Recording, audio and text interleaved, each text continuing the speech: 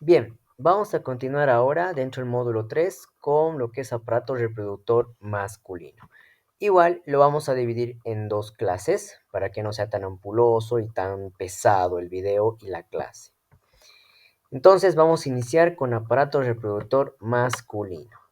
Ya, empecemos entonces. El aparato reproductor masculino va a estar conformado por lo que es los órganos gonadales, ¿no? Los testículos, el epidídimo, que ya es parte de los testículos, pero son los conos seminíferos en proceso de desenrollamiento.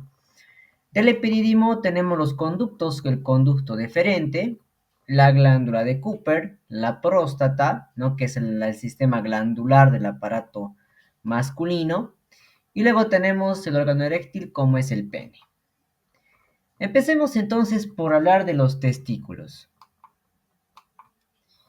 Entonces, los testículos son dos órganos gonadales que tienen también una función no solamente de génesis, ¿no? De formación de los espermatozoides, sino también tienen una función endocrina, ya que acá va a liberar o va a formar la hormona masculina, ¿no? Como con lo que es la testosterona, que es un tipo de andrógeno, ¿ok?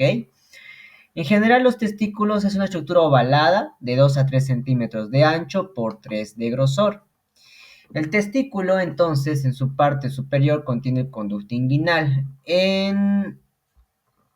Durante el proceso de maduración y desarrollo del varón, por lo general, los niños varones nacen con los testículos a nivel del abdomen, ¿no?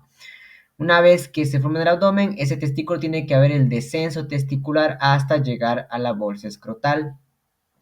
Entonces, ese descenso testicular es lo que va a formar poco a poco el conducto inguinal, donde va a traer junto con el testículo parte del peritoneo, que luego va a ir formando la túnica vaginal, ¿no? Entonces, de ahí es donde nace el conducto inguinal, que además permite el paso de otras estructuras, ¿no? Como el plexo pampiforme y demás estructuras que tienen que ver con el paso del conducto inguinal. Luego tenemos la parte muscular, ya que es un músculo liso, que es el músculo cremaster. Y luego tenemos el músculo dartos, que es propio de la bolsa escrotal. ¿Ok? Estos dos músculos tienen una función importante en cuanto a la reacción térmica, ¿ya? Cuando hace, por ejemplo, mucho frío, estos músculos se contraen y levantan, ¿no? Los testículos y lo acercan hacia la cavidad peritoneal para aumentar un poquito lo que es la temperatura, ¿no? Entonces, es lo que explica acá. El músculo darto se contrae al bajar la temperatura, lo que permite liberar calor y lleva los testículos cerca de la pared abdominal. El músculo cremaster tiene una función similar al dartos, ¿no? Entonces, por lo general, los testículos se encuentran fuera del organismo, ¿no? En la bolsa escrotal. Esto es porque tienen que tener una temperatura entre -1 a -2 grados a la temperatura normal para el desarrollo normal de los espermatozoides. Entonces, aquí un poquito nos está explicando cómo es que se forma el descenso testicular de la cavidad abdominal. El testículo va descendiendo y parte del peritoneo va formando el proceso vaginal, ¿no? Que luego va a convertirse en la túnica vaginal, una de las túnicas que envuelve al testículo, ¿ok?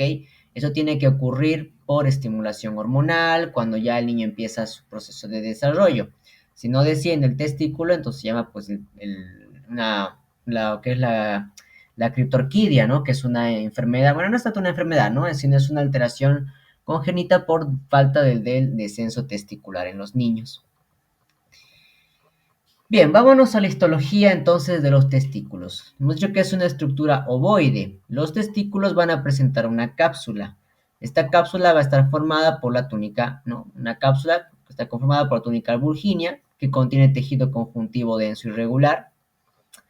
Y por dentro tenemos otra túnica, que es la túnica vascular, conformada de tejido conjuntivo laxo. En el otro extremo del testículo vamos a encontrar el mediastino testicular, y de acá del mediastino testicular junto con la cápsula, bueno, más que todo por la cápsula va a empezar a penetrar a la túnica vascular, dando origen a lo que son los tabiques, ¿no? Los tabiques testiculares. Cada tabique testicular que va a penetrar a la túnica vascular va a conformar un lóbulo, ¿no? El lóbulo testicular. Entonces, gracias a estos tabiques, pues va lobulando el testículo. Por dentro de la túnica vascular vamos a encontrar los túbulos seminíferos y además algunos vasitos sanguíneos. Visto de una forma un poco mejor, aquí encontramos al testículo, la cápsula que está envolviendo todo el testículo, la túnica vulgínea, ¿no? Junto con la cápsula de tejido denso irregular, conjuntivo denso irregular. Aquí tenemos los tabiques, ¿no? Los tabiques que penetran a todo esto que es la túnica vascular, ¿ok? Luego cada tabique va a formar esto que son los lóbulos testiculares. Y dentro de estos lóbulos testiculares en la túnica vascular vamos a encontrar los túbulos seminíferos.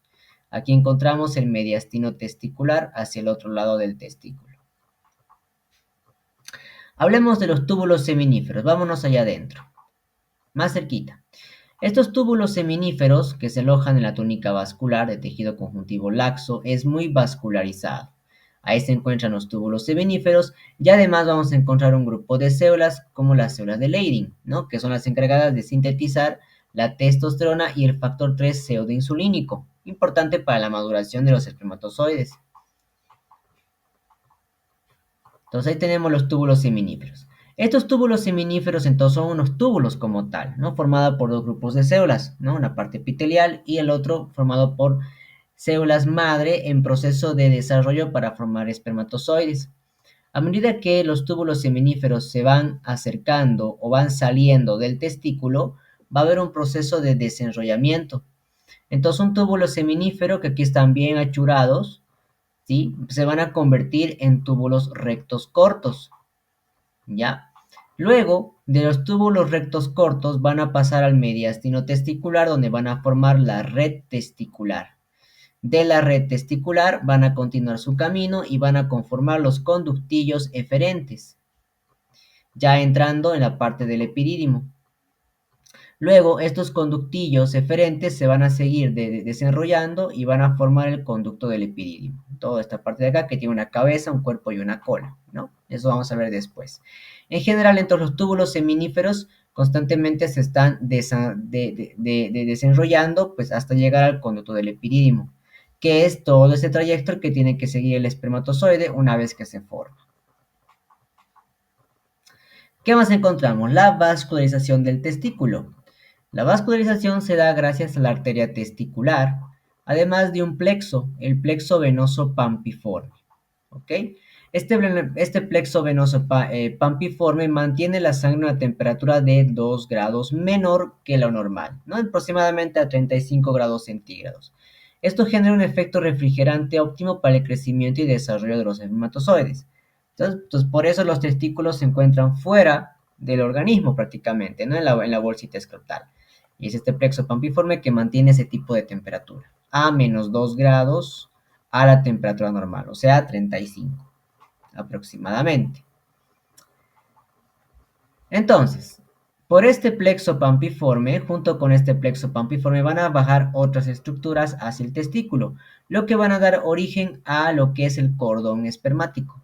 Entonces, en el cordón espermático, ya que está bajando directamente hacia el testículo, va a pasar por ahí vasos linfáticos, la arteria testicular, nervios, venas, ¿no? Como el plexo pampiforme, por ejemplo, y el conducto deferente.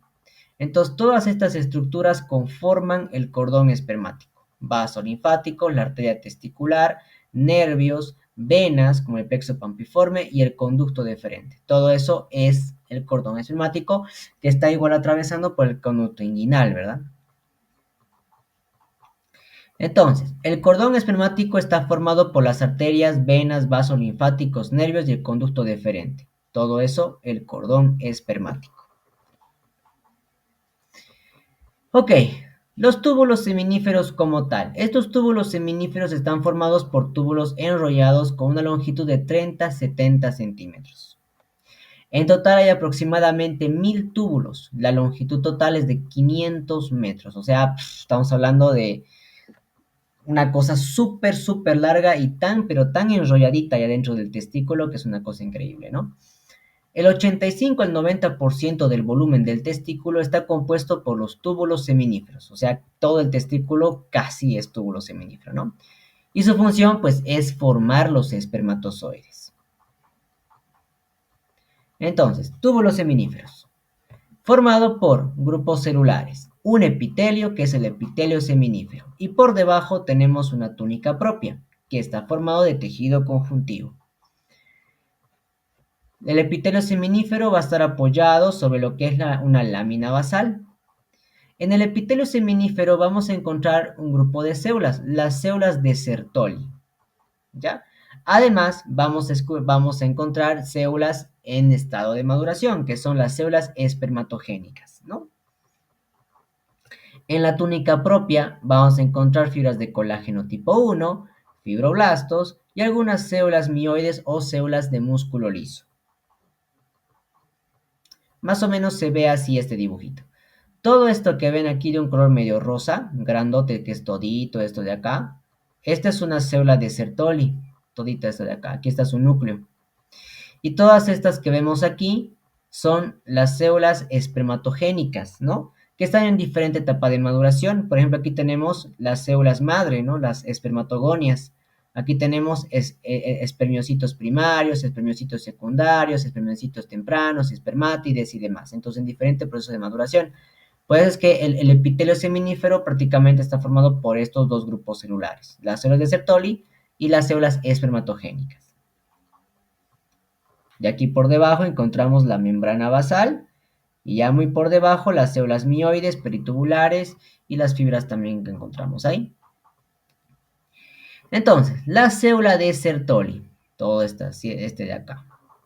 Estas células de Sertoli van a tener en su interior cristaloides de Charcot-Butcher, son unas inclusiones citoplasmáticas, ¿ya? Cada célula de Sertoli, si vemos, están unidas, ¿no? Están unidas por uniones, ¿ya? Entre dos células. Además, vamos a encontrar acá retículo endoplasmático rugoso, receptores para la fólico estimulante, una hormona que está llegando de la adenipófisis, ¿no? Y además receptores para las hormonas androgénicas, ¿no? Los andrógenos que cierta cantidad llegan también de la corteza suprarrenal. Y ahí están las uniones que decíamos, ¿no? Entre dos células de Sertoli mediante uniones oclusivas. Tienen que estar súper selladas las dos células de Sertoli, porque tienen que formar una barrera, la barrera hematotesticular. Ya vamos a explicar también cómo se forma este tipo de barrera y el por qué estas uniones tienen que ser muy oclusivas.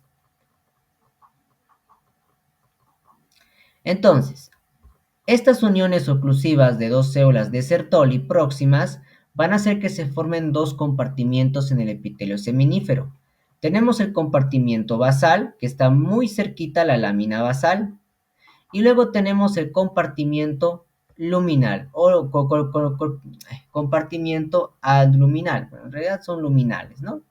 Entonces, compartimiento luminal muy cerca a la luz del túbulo seminífero y el compartimiento basal. ¿Para qué sirve este compartimiento o este sellado que se da gracias a las uniones oclusivas? Dice, las uniones oclusivas entre células de Sertoli adyacentes forman la barrera hematotesticular. ¿Ve? Permiten que el conducto seminífero se divida en dos compartimientos, uno basal y otro luminal. Esta división aísla los gametos en el compartimiento basal y evita el contacto con células inmunitarias. Entonces, acá está la respuesta.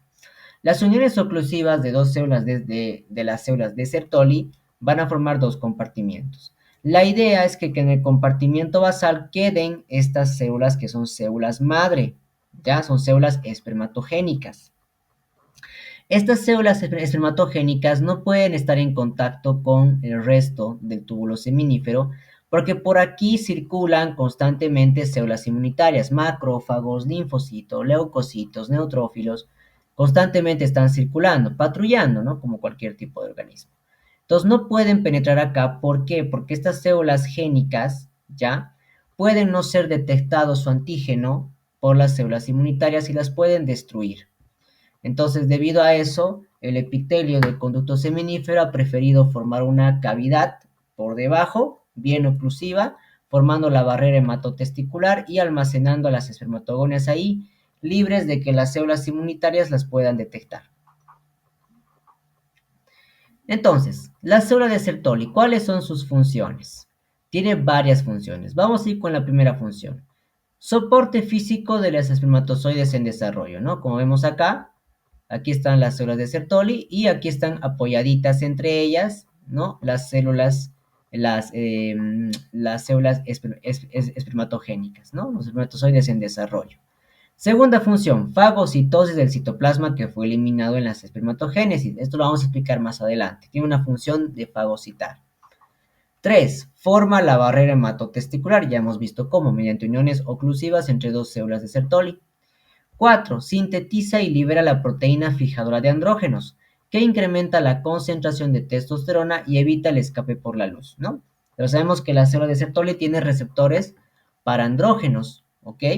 Entonces, además, gracias a ese receptor de andrógenos, la célula de Sertoli libera esta proteína fijadora de andrógenos, hace de que los andrógenos, en especial la testosterona, se concentre lo más que pueda a nivel de la célula de Sertoli, a nivel de los túbulos seminíferos, para que esta testosterona pueda inducir o pueda participar en el desarrollo de los, espermatozoides. 5. Sintetiza y libera la hormona antimulleriana, que suprime la formación del conducto de Müller, que dan origen a las trompas de falopio en el útero. Este quinto punto lo hace ya en la etapa, pues, en la vida, cuando todavía no ha nacido el bebé, ¿no? En el útero todavía, intrauterina.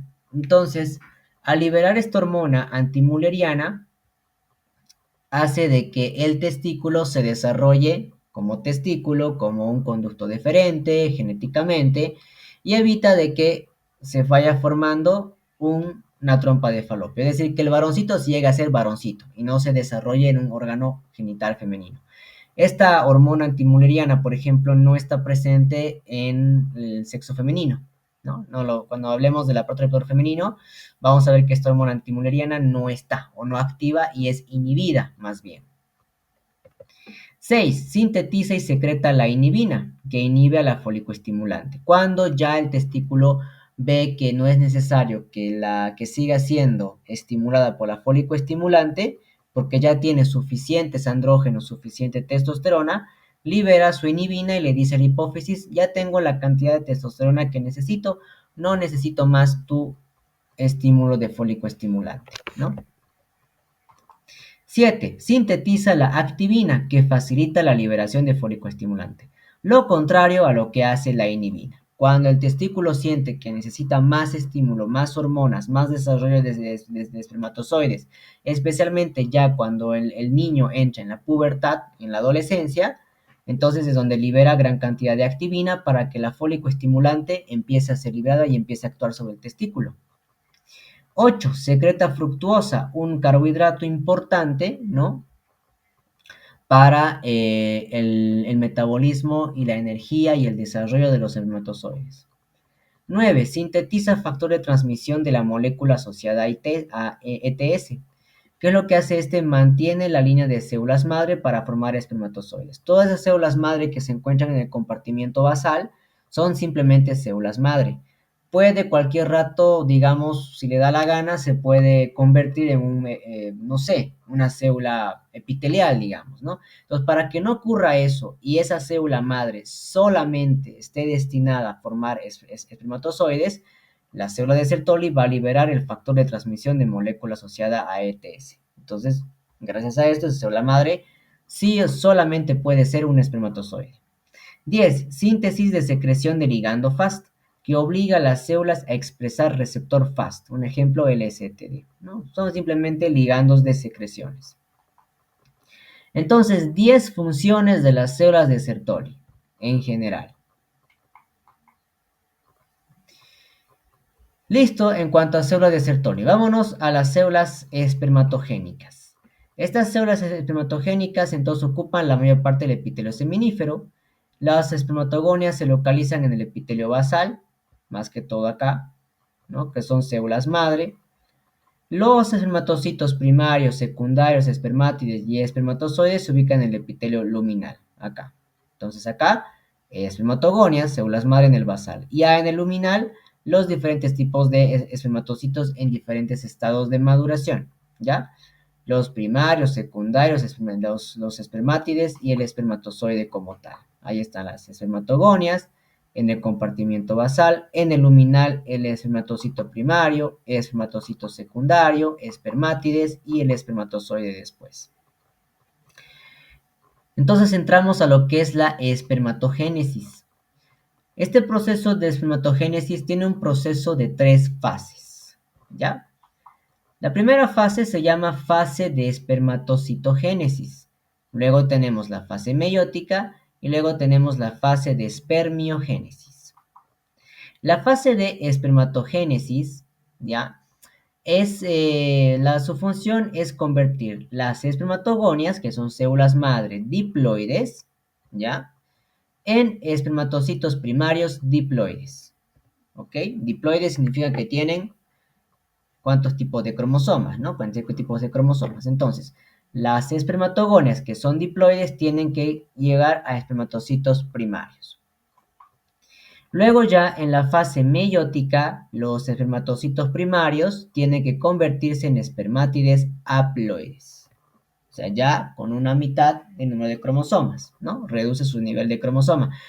Un poquito estamos recordando lo que veíamos en el núcleo, ¿no? Decíamos que la meiosis 1, más que todo, se encarga de reducir el número de cromosomas para formar las células espermatogénicas, ¿no? Entonces, de espermatocitos primarios que son diploides, tienen que pasar a las espermátides que ya son haploides.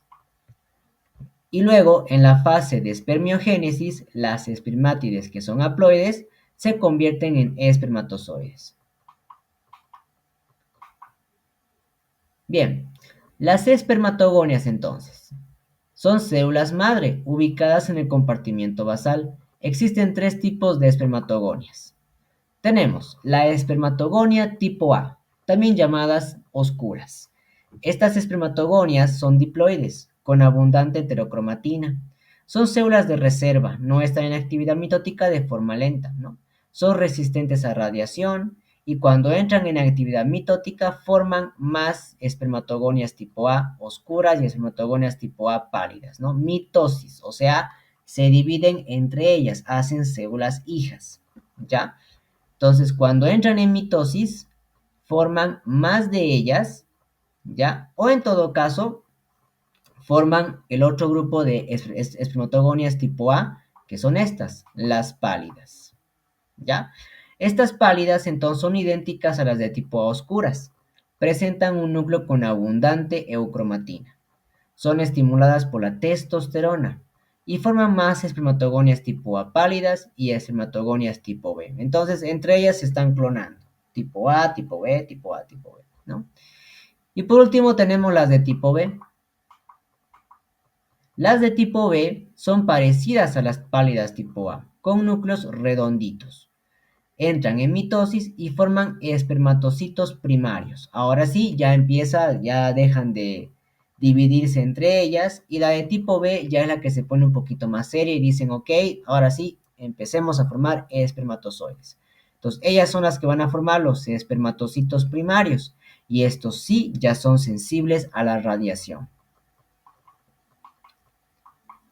Entonces, aquí empieza nuestro juego. En la espermatogonia tipo B, ya es la que se va a poner más seria, no va a decir, ok, formemos espermatozoides. La espermatogonia tipo B va a entrar en mitosis y se va a formar el espermatocito primario, que es un número diploide de cromosomas. Ya. 46 pares de cromosomas. Estamos en mitosis, ¿va? Por eso es diploide. Entonces, espermatocito primario, diploide, 46 pares de cromosomas. ¿Qué van a hacer? Se dirigen al compartimiento luminal. Ya no están en el compartimiento basal, ahora pasan al compartimiento luminal. Una vez que ya están en el compartimiento luminal, tienen que disminuir el número de cromosomas, de diploide a haploide. ¿Ya? Entonces, entran ahora en meiosis, ¿verdad? Ya no es mitosis, ahora es meiosis y entran en la meiosis 1 o también primera división. Ojo, los espermatocitos primarios son los más grandes, forman uniones estrechas con las células de Sertoli y ayudan a formar parte de la barrera hematotesticular. Ah, esto no lo sabíamos, ¿no? Los espermatocitos primarios también participan formando la barrera hematotesticular, uniéndose de forma estrecha con las células de Sertoli. Bien, nos hemos quedado en el inicio de la meiosis, ¿no? Ahí tenemos entonces un espermatocito primario con el número diploide de cromosomas. ¿Qué tiene que hacer? Reducir su número de cromosomas. Entonces entramos en meiosis. Meiosis 1. En la meiosis 1 ingresa en la profase 1. La profase 1 se va a dividir a su vez en diferentes subfases. ¿Ya? En el leptoteno. ¿Qué ocurre durante el leptoteno? Los 46 cromosomas se condensan y forman unas hebras, ¿no? Empiezan a desenrollarse los cromosomas, se empiezan a condensar, ¿ya? Y empiezan a formar como unas hileras, ¿no? Unas hebras. Luego pasan a la fase de cigoteno. Las hebras se juntan con sus homólogos, ¿no? Bien parcitos, unos con otros, unos con otros y unos con otros. Luego entramos en el paquiteno. Durante el paquiteno, posterior al junte de los cromosomas, se forman cromosomas más gruesos y van a formar unas tétradas, ¿no? Así ya se empiezan a cruzar. Luego terminamos en la diacinesis, donde empieza el entrecruzamiento de cromosomas. Una vez que ya se forma la diacinesis y el entrecruzamiento de cromosomas, pasamos a la metafase, ya no estamos en profase, ¿ok? En la metafase, los cromosomas entrecruzados homólogos se sitúan en el plano ecuatorial, entonces van a ponerse ahí al medio, ¿no? Los centrosomas y los centriolos se dirigen a los polos, ¿no? Para, pues, después desplazar los pares de cromosomas a cada lado del polo. Luego entramos en la anafase 1. Durante la anafase, los cromosomas se ubican en los polos opuestos. Luego pasamos a la telofase. En la telofase se produce ya la división celular, ¿no? Aquí se pone la hendidura del citoplasma, ¿ya? Y dice, se produce la división celular, las células hijas con no solo la mitad de cromosomas, solo 23 cromosomas. Ahora son haploides, ya no son diploides, ¿no? Entonces se han repartido los números de cromosomas. Cada célula hija tiene un cromosoma X o Y, lo que le da el poder de decidir el sexo del embrión cuando fecunde al óvulo, ¿no? Recordemos que el óvulo tiene un cromosoma X y su corpúsculo de Barr, ¿verdad? Entonces, dependiendo del tipo de espermatozoide, puede que ellos vayan a desarrollar 22 autosomas y el número 23 va a ser X o y es el que va a decidir el embrión, el tipo de sexo del embrión, ¿no? Listo, tenemos entonces dos espermatozoides con un número de 23 de cromosomas, número haploide de cromosomas. Ahora tenemos espermatocitos secundarios, que son haploides con 23 pares de cromosomas, 22 autosomas, uno que es sexual.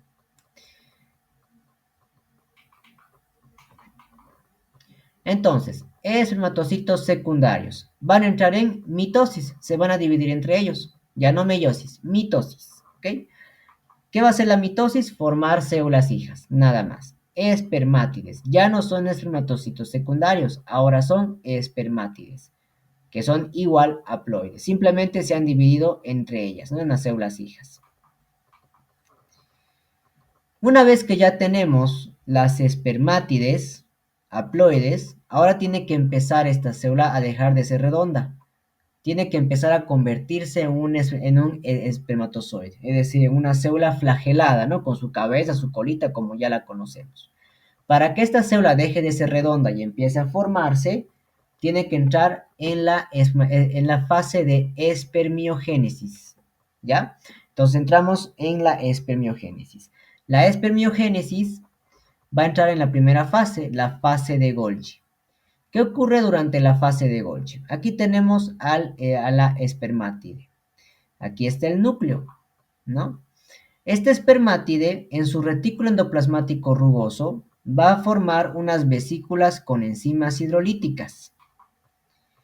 Luego, en el complejo de Golgi, se van a acumular una red trans de Golgi como preglánulos acrosómicos. O sea, se va a empezar a formar el acrosoma en el complejo de Golgi.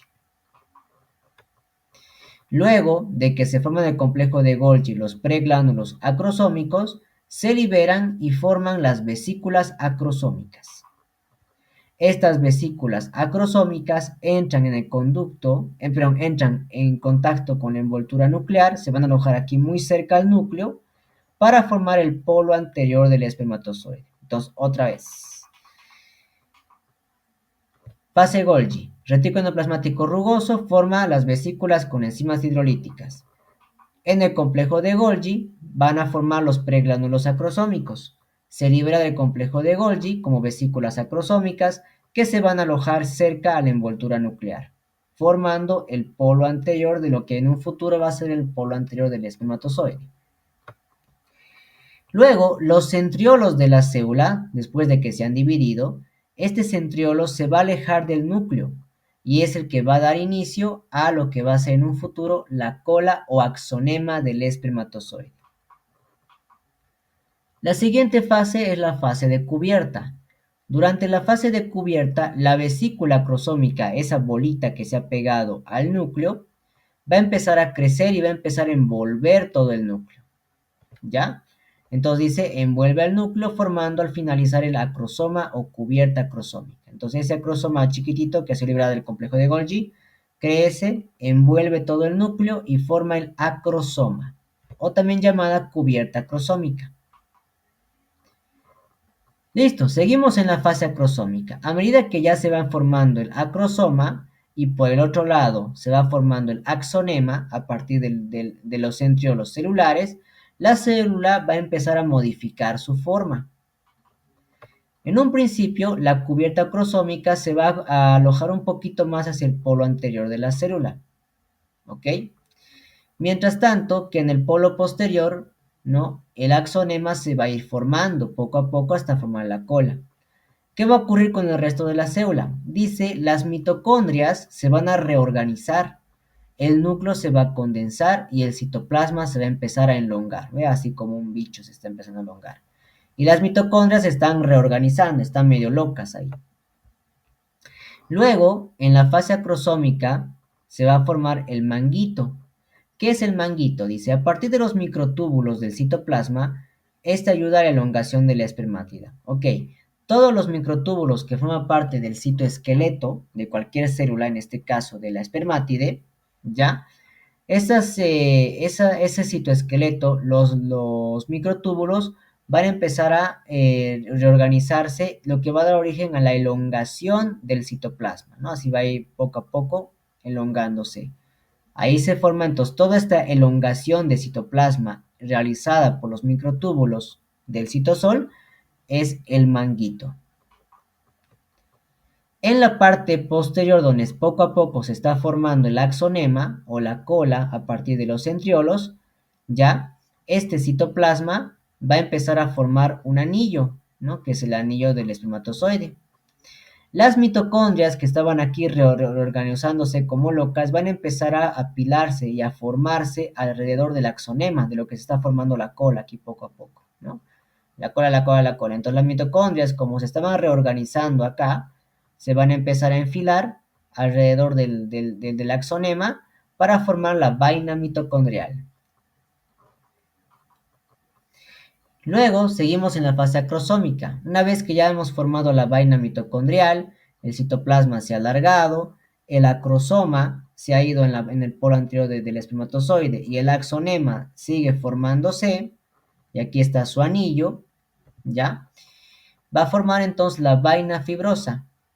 Esta vaina fibrosa está formada por fibras densas externas que envuelven el axonema. Entonces sigue elongando el citoplasma, va a envolver la cola, el axonema que forma el anillo, y luego se continúa formando una vaina fibrosa, ¿ok? Que son fibras densas externas que envuelven el axonema. Listo, una vez que ya tenemos este tipo de espermatozoide, empieza su proceso de maduración. La espermátide se libera del citoplasma. Todo este resto de citoplasma que ha quedado, que está siendo elongado, tiene que salir, tiene que liberarse, ¿ya?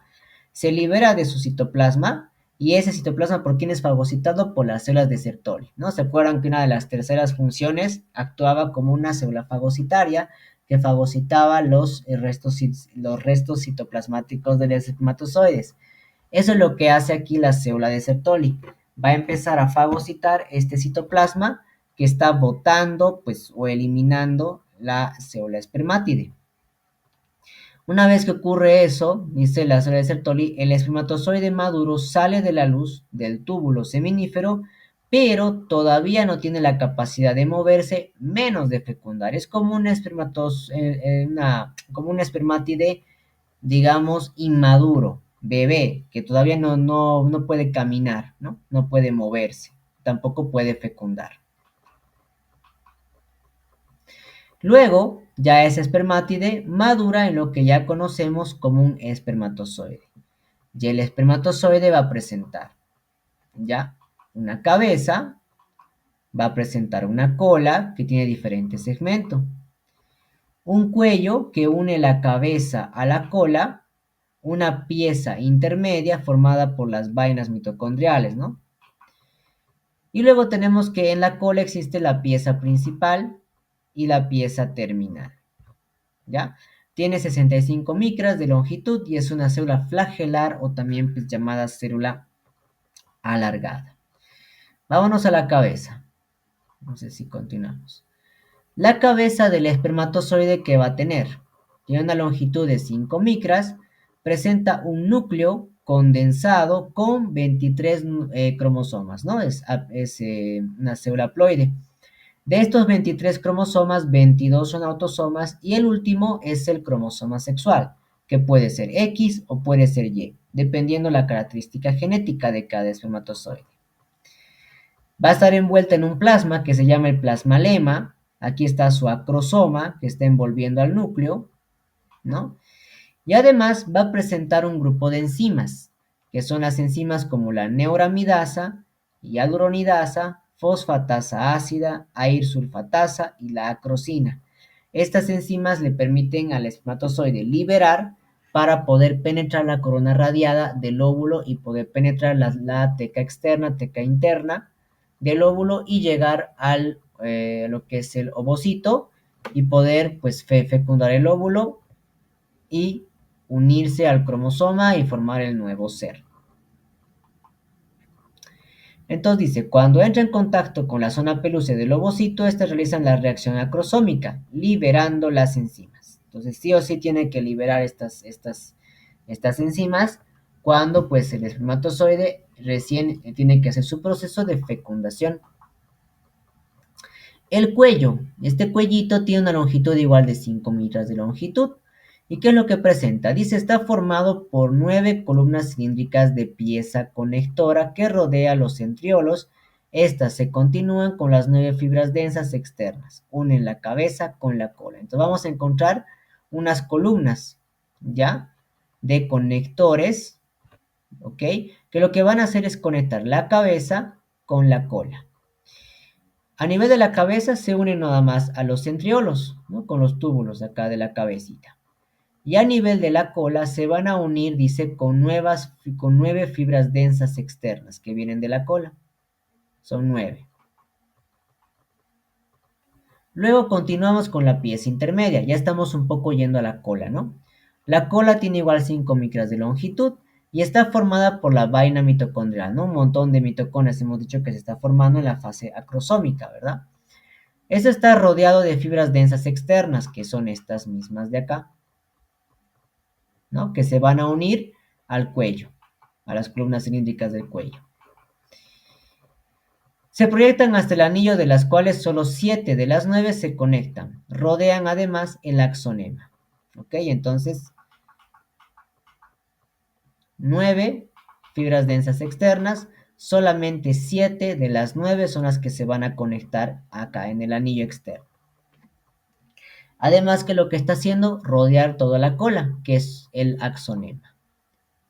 Ahí están las fibras densas externas, aquí está el anillo, ¿no? Y ahí está el axonema. Continuamos con la cola, la pieza principal de la cola, 45 micras de longitud. Presenta axonema rodeado por 7 de las 9 fibras densas externas que terminan en la pieza terminal. Entonces aquí tiene 7, ¿no? De las 9 fibras externas, ahí están, que van a terminar directamente en la pieza terminal. Esta cola, esta zona o esta pieza principal va a estar rodeada de una vaina, que es la vaina fibrosa. Ahí están las fibras densas externas, para luego terminar en la pieza terminal, que tiene 5 micras de longitud.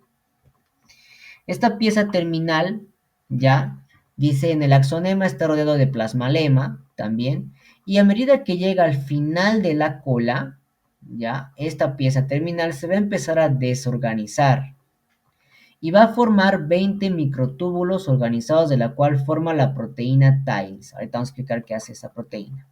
Ahí está el axonema, el plasmalema que está envolviendo y al final va a formar unos microtúbulos. Y estos microtúbulos van a formar la proteína espiral intramural del axonema de la cola, por sus siglas TILES. ¿Ok? ¿Qué es lo que hace esta proteína? Pues prácticamente es la que le va a guiar al espermatozoide, ¿ok? Para que pues pueda moverse una vez que se produzca la eyaculación, ¿ok? Entonces esta proteína, TILES, lo que hace es ayuda a estabilizar el microtúbulo, determina la dirección y la movilidad de los espermatozoides, ¿no? Entonces ayuda a que el espermita pueda desplazarse y pueda dirigirse, ¿no? Hasta la trompa de falopio, la ampolla y poder fecundar una vez producida la fecundación, ¿ok?